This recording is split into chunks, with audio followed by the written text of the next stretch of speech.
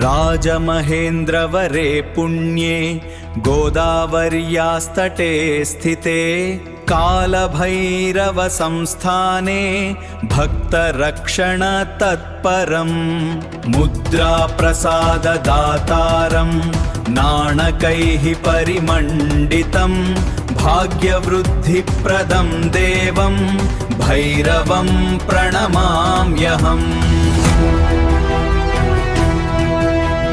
नित्यमन्नप्रदं देवं क्षुद्बाधानिवारकम् अन्नदानप्रभुं साक्षात् भैरवं शरणं भजे।